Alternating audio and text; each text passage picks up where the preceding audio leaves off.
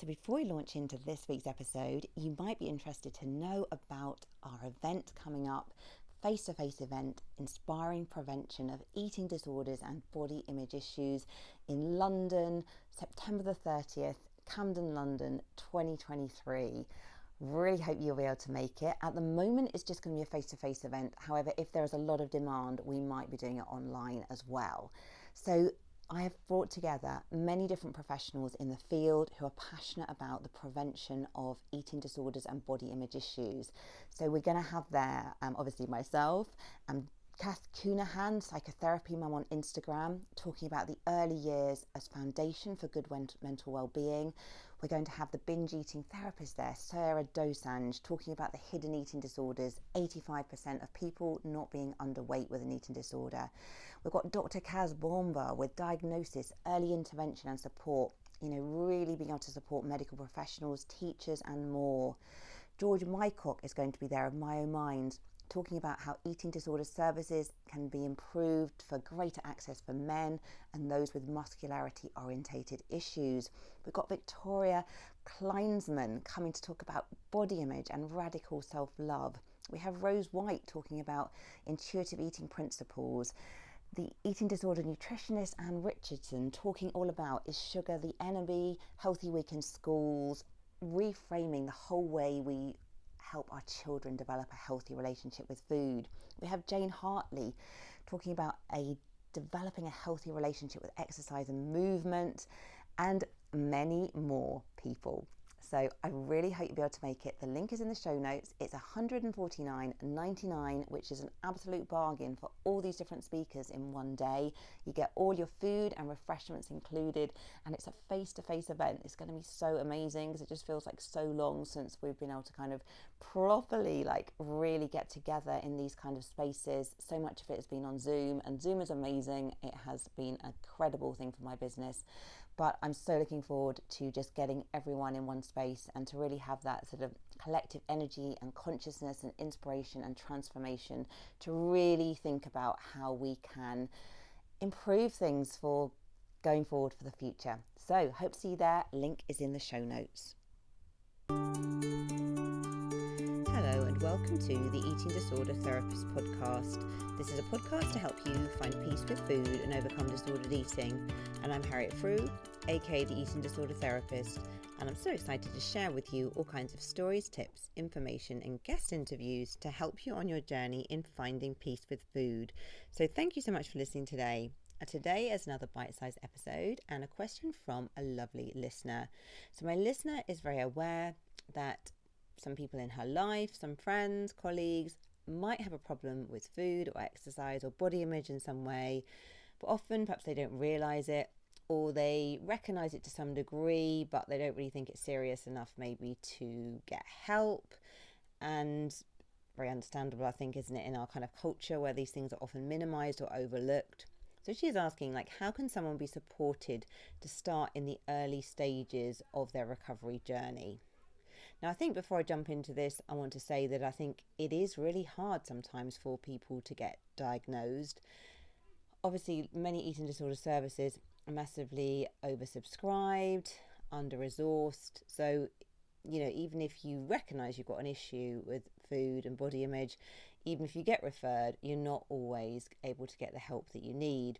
But I think as well, many people are suffering out there and don't even realise it, because disordered eating behaviours are very normalised in society.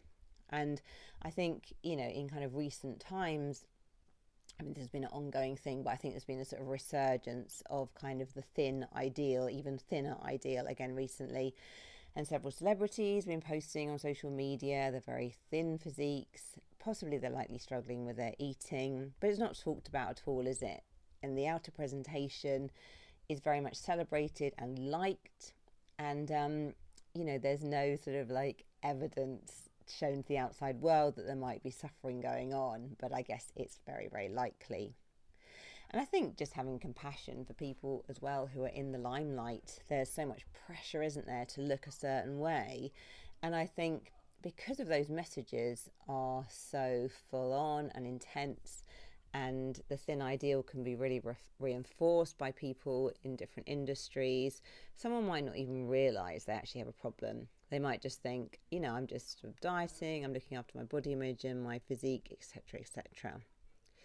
So, and I think also as well, if you're constantly getting that validation and acceptance for looking a certain way, it's really hard, isn't it, to recognize sometimes that you have a problem. But I think as well, it can be an awful position to be in. It really, really can. So this then translates, it's not just celebrities and famous people, is it? It translates into mainstream society. Diet culture is toxic and pervasive, and often as well, over-exercise is celebrated as being really, really healthy and fit, even if you are constantly injured, suffering from poor immunity and exhausted by your weary regime. Restrictive eating as well is celebrated as a moral, superior way of conducting oneself, never mind the exhaustion, lack of concentration, cold and poor digestion and loneliness. So it is all a bit effed up, isn't it? And no wonder people don't realise they have a problem with food and body image. Anyway, so it's a tricky one. And I guess if someone is at this moment in time very wedded to their what we might perceive disordered eating patterns and they are not ready to change, we can't force that change on them. And sometimes if we try to force the change on them, actually it can make things worse. I think often people do have to get to the point themselves when they're wanting change. And that can be really challenging when you're an outsider looking on, kind of knowing where this is all going to end probably, but, feeling almost paralyzed to be able to do anything to help. But I think if someone even is not ready, you could still express concern, in a very sort of like noticing kind of comment way rather than inflicting judgment or criticism on the person. You could just say, like, I've noticed that you seem a lot more preoccupied with food, or I've noticed that you don't seem so happy at the moment. I've noticed that you're worried about your body. You could just notice that gently and then leave it with them really if they want to talk about it with you or not. But I guess it shows that, you've opened a door then to enable them when they're ready maybe to be able to speak about it and open up. But I think sometimes we just have to let people get to that point themselves, but you can be quietly and supportive in the background. But what if you actually you yourself are ready to make a change, or you are ready to acknowledge that you have an issue with eating, or your friend is ready to acknowledge they have an issue with eating. So I'm going to talk about a few things there about how to get started now, because I think sometimes you can just feel really like, oh my goodness, I don't know where to start, what do I do? So I think what's helpful to say as well is that if your eating is causing you anguish, if you have become really preoccupied with food, if you're restricting your food or binging or chewing and spitting or purging or over-exercising or taking laxatives or diet pills, if you're obsessed about your body image and your weight, these are all signs and symptoms that need to be taken seriously. And you may have not considered that you have an eating disorder.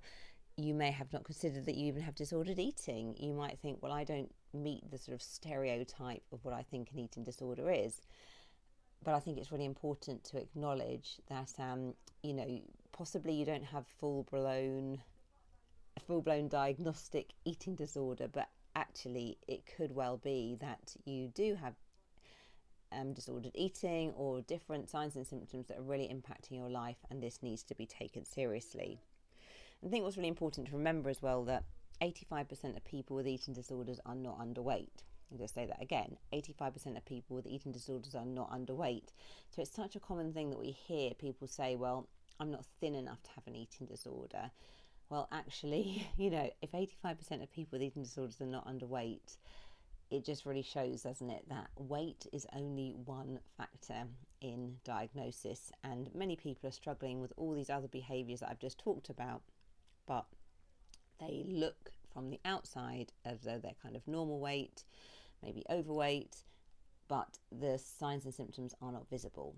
But just because they are not visible to the outside world does not make your problem any less. And I think it's really, really important to say that.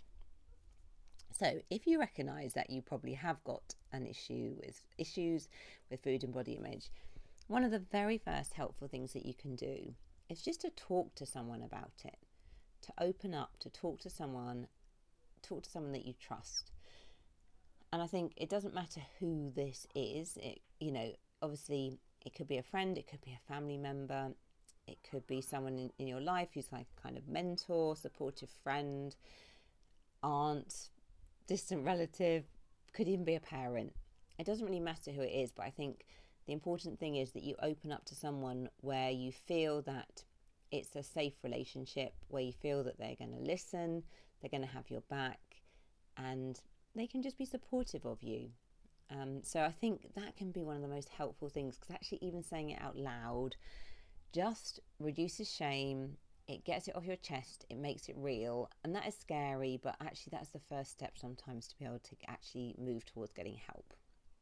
Another thing you could do is visit the BEAT website, BEAT. So I'm talking here more if you live in the UK, but the BEAT website is the National Association for Eating Disorders in the UK, and you can go there and there's a sort of plethora of information where you can really just read up on eating disorders, just really educate yourself, and they've also got like a helpline, lots of resources, so that is a great place to start.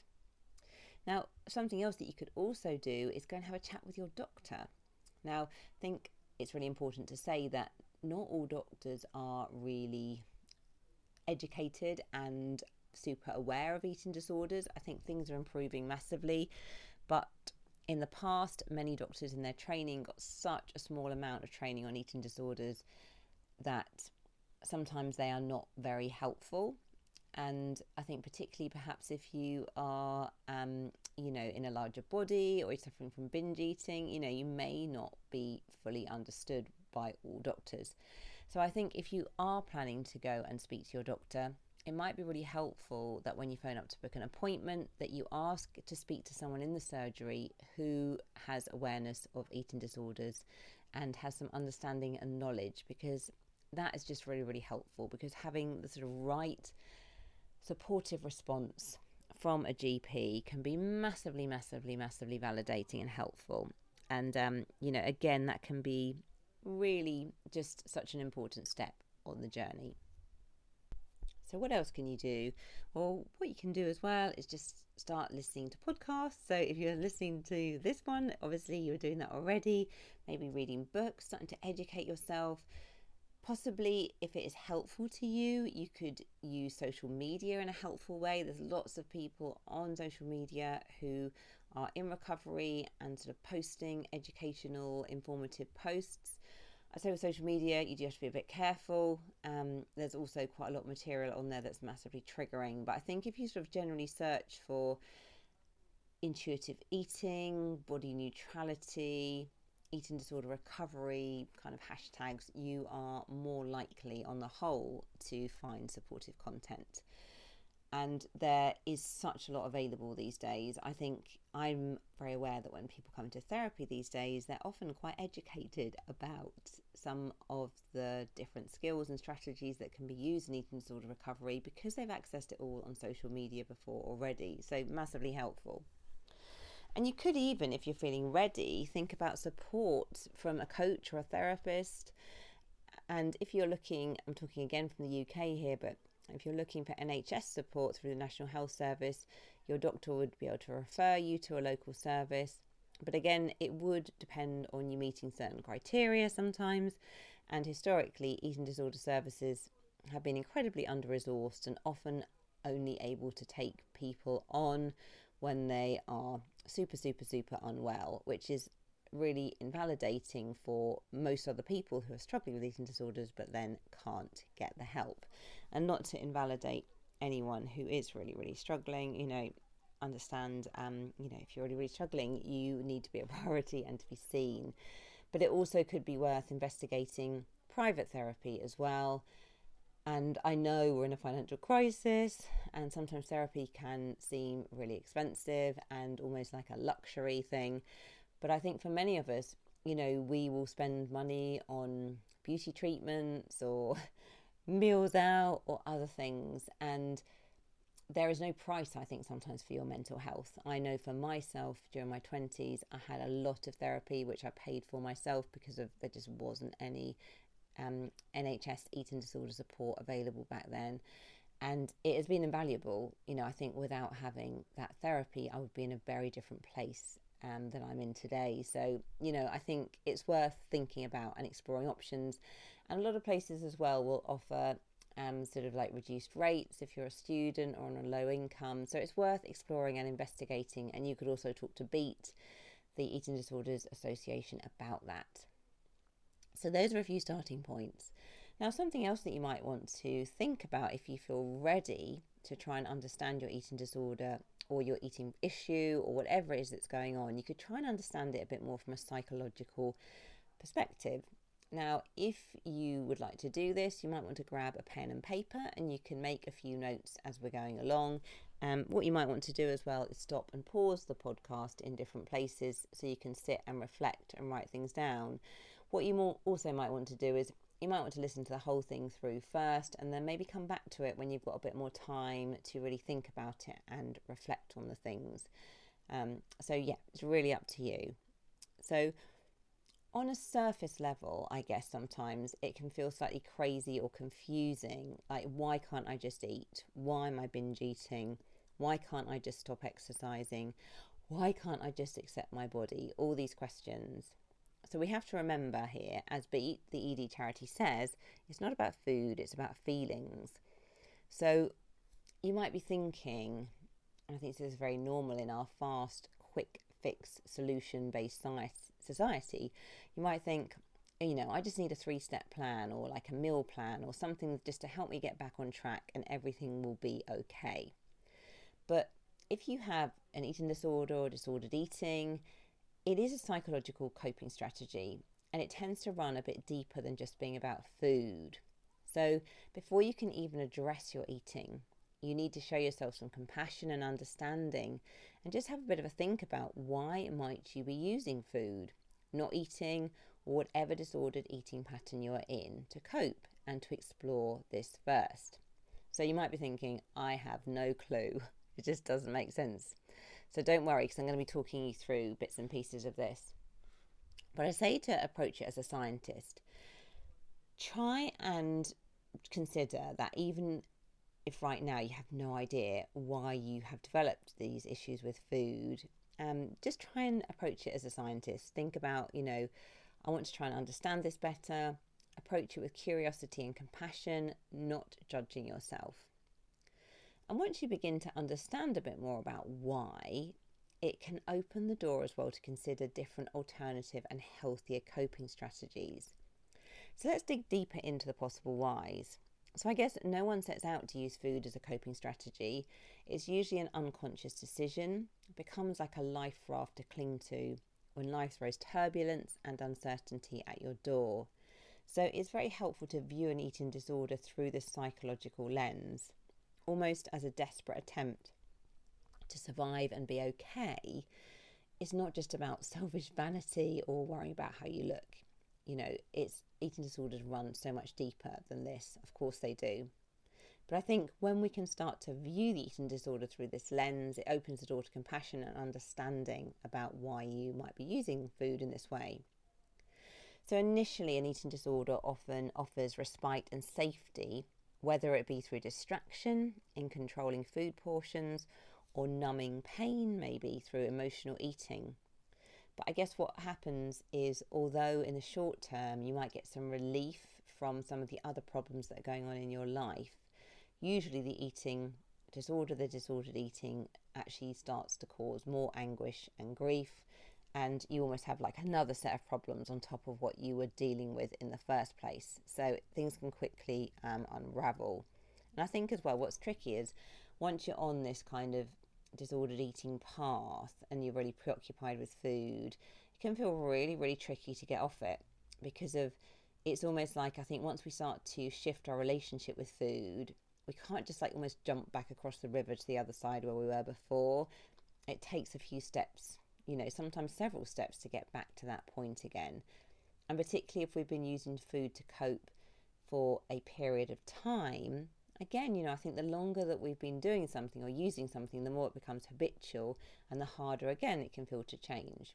But I think I just want to say to people that, people recover from disordered eating issues after years. So don't lose hope, okay? It is always possible. So how can we understand a bit more about what's going on and dig a bit deeper into the whys? So what's really helpful first is to think about, going right back way before the eating disorder even started, and think about what factors have contributed to you developing a disordered relationship with food. So I think genetics definitely play some part. So I think it's sometimes hard to unravel what's genetics and what is environment. They become very, very sort of like interlinked. But there might be some genetic factors. So people with eating disorders tend to be people who are perhaps more anxious, maybe striving for perfection. Maybe there might be addiction or other sort of issues in the family. Often as well, people that are very sensitive, and I think that can be an absolute superpower. But but I think all those things I've just said as well, environment can really play a role with all of those things too. So it's really tricky to untangle things. But I think genetics play a role. So have a think about what was your family of origin like? What's the genetics like? How do you perceive yourself? Are you someone who does feel anxious sometimes or striving for perfection, or are you sensitive? And these are generalizations. If you feel you don't meet any of those, it is fine, okay? Everyone is individual. Think back as well and think about your family environment growing up. What was it like in your family growing up? Did people get on? What was your role in the family? Were you the rebel? Were you the good child? Were you something else? Were extended family involved? Did people kind of get on in your family? Did people like each other? Was it calm and content in the home, or was it more turbulent and chaotic?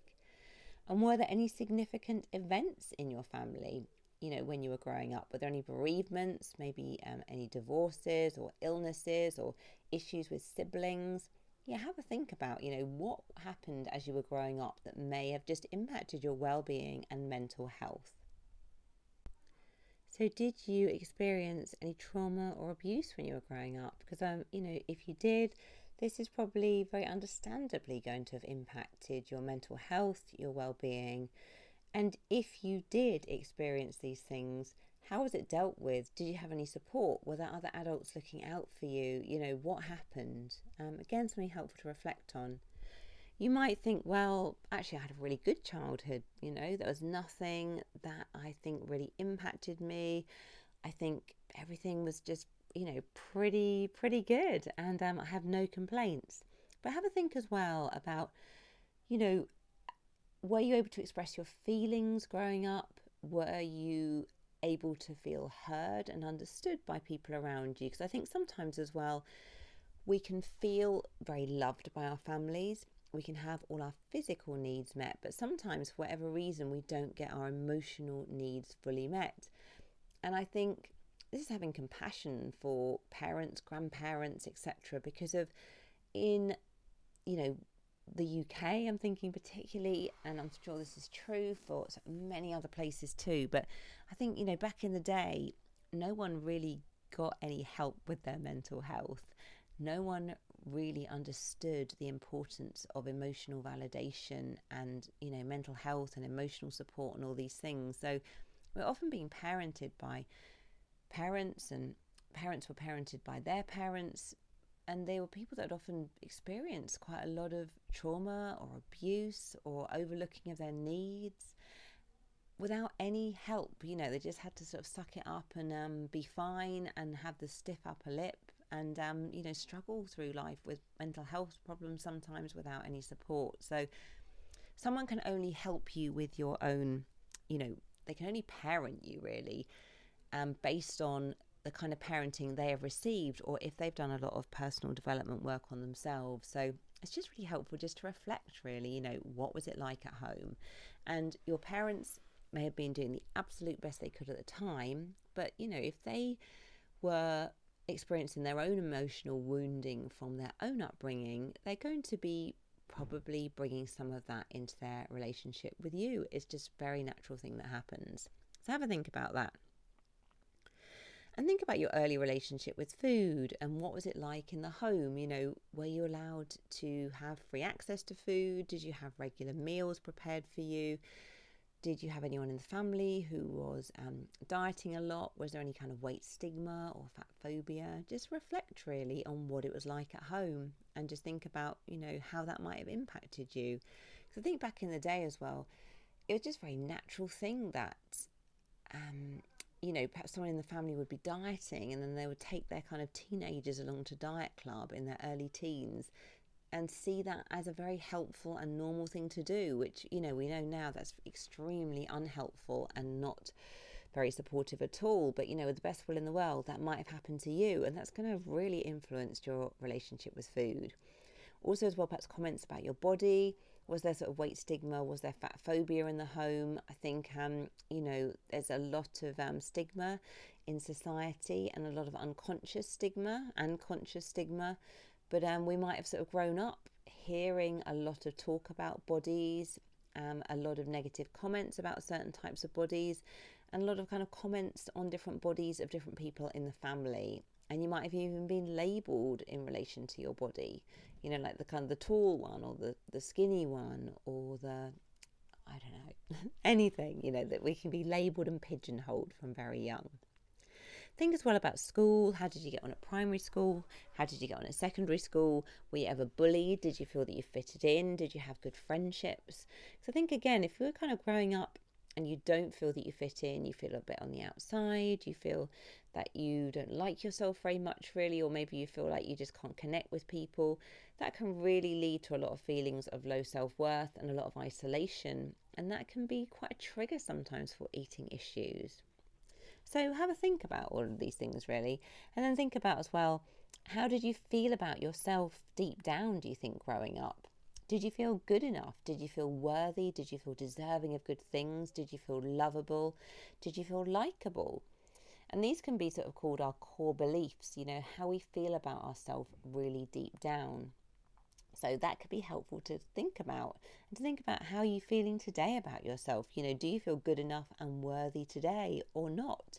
And if you don't, just try to, again, being the sort of scientist, think about, why is it that I don't really feel good enough? What is it that has really impacted me? And I think what's so important here is that how you feel about different situations is how you feel, okay?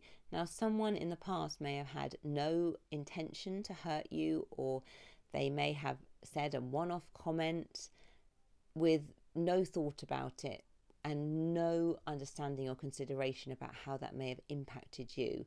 But if something hurt you and impacted you and you experience some, sadness or anger or upset from that, then your feelings are your feelings. I think it's really important for you to validate your feelings and to recognize the things that really hurt you or impacted you growing up.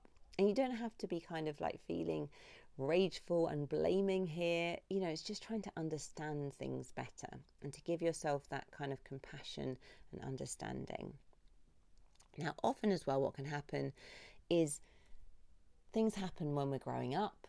We develop these sort of core beliefs, and then often there can be a trigger event which then can set an eating disorder off. And sometimes it can be something like a really, really strict diet. Often it is combining that though with something else as well. So something like a life stressor. So it could be maybe a transition, like going off to university or changing school or moving across the country, or a bereavement in the family, or maybe your parents' marriage breaking down. There's usually something that's going on. It might be a relationship breakup, it might be a fallout with friends. It could be lots of different things that could trigger an eating disorder. And I guess what happens is, usually in the beginning, the eating disorder feels like a kind of good solution almost to a problem. I think in our culture, if we are struggling with anything, if you feel that you can diet and lose weight or have control over your body, that can feel like a really good thing to do. And I think often we have a honeymoon period of all of that as well, where things go really well. And you might have felt in the early stages before perhaps your eating disorder, disordered eating became out of control, that it was a really good thing, and you kind of liked the impact of the early days of it, and you may have felt that it boosted your self-worth and made you feel better. So the eating disorder is a coping strategy, and it quickly can become a habit and something that becomes a normal part of life.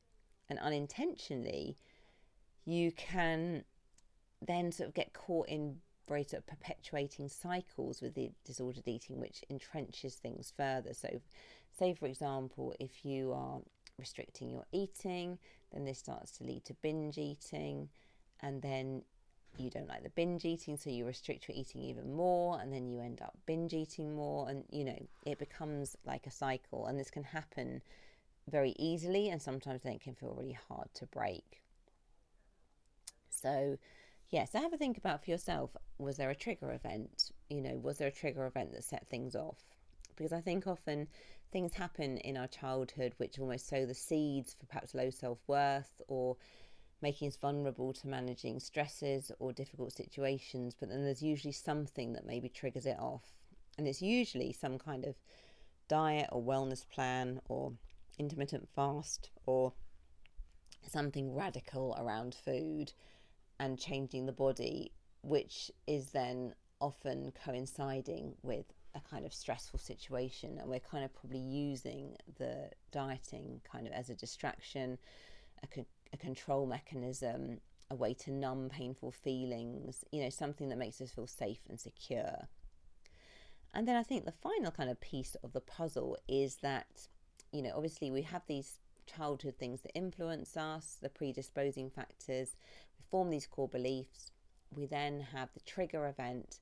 But then what happens is you get into sort of the perpetuating factors, and what I mean by that is what keeps the eating disorder going, or the disordered eating going. So you get into cycles perhaps where you are dieting, being really strict with your eating, you end up binge eating, you end up over exercising, you maybe end up purging, you end up weighing yourself all the time, and all these behaviours really feed into each other. And it's really hard then, once you kind of get in these cycles, to kind of exit. And they all become very habitual as well, and can start to really take over your life in a very destructive way. Now, I'm pretty aware this is meant to be a bite-sized episode, and I think I am now going over 30 minutes, so I'm sorry it's not very bite-sized, but hopefully you're getting some value from it. So how do you feel looking back at your story? Have some reflection time on this exercise. And it can be hard sometimes, and I think you don't have to look at everything in one go. It might take some time to explore and work through things, and you can gently explore things bit by bit and at your own pace. And I think if you have experienced trauma or abuse, or some things that are really difficult to maybe look at, it's really okay to just take things one step at a time. And maybe that's something that you need to do in the safety of therapy. And you don't have to do everything in one go, because I think for all of us, it takes time for us to develop these issues over many, many years, with lots of different experiences all adding up. So it takes a bit of time as well to begin to sift through some of this, and also just to be able to kind of process it, feel the feelings, and begin to work on it. So be patient and kind with yourself. When you look back on your story as well, it might trigger some difficult feelings of loss or sadness. And you might feel angry or disappointed about certain things that happened. And this is understandable. And if emotions feel raw and intense, you might want to think about having some therapy at a later date, or even now if it feels the right time. And this might feel really, really daunting, but being able to process the past in a healthy way, although it's painful in the short term, it can bring so much healing and much better mental health and freedom going forward. And like I was saying earlier, I had quite a lot of therapy in my 20s, and it has made my 30s and now in my 40s just so much easier and so much more fulfilling. And I've been able to make better choices. I've been able to be a better parent. There's been so many positive ripple effects from getting support. And if you haven't had the best relationship with food and your body so far in life, it's likely because, you've been coping unconsciously in the only way that you know how. It's been a survival mechanism. So as you reflect on your experiences, offer yourself compassion and understanding and show yourself the kindness and respect you would to a good friend. And I think the really positive thing to say, or helpful thing to say, is to realise that you can learn new ways of coping. The eating disordered eating may be helping you cope right now, or may have helped you cope in the past, but you can learn healthier and kinder ways to take care of yourself. And sadly, there's not the kind of three-step quick fix plan which we would all like in eating disorder recovery. It is sometimes going to be 1 step forward, 2 steps backward.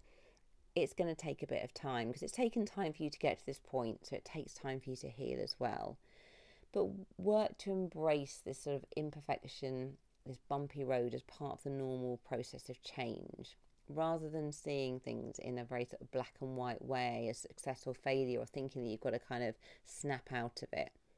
The recovery road is imperfect and has many bumps along it. So other things that you might want to do to help you on this initial kind of stage of the recovery road is to think about your pros and cons of the eating disorder, the disordered eating. What does the eating disorder really give you? What does it really take away from you?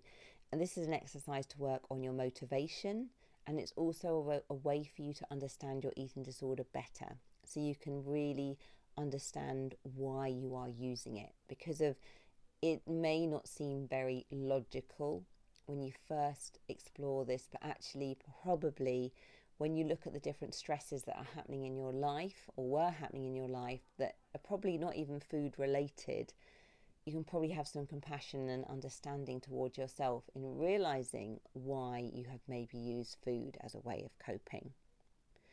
Also start to think about life in 5 years if you stay the same as you are now, life in 5 years if you change.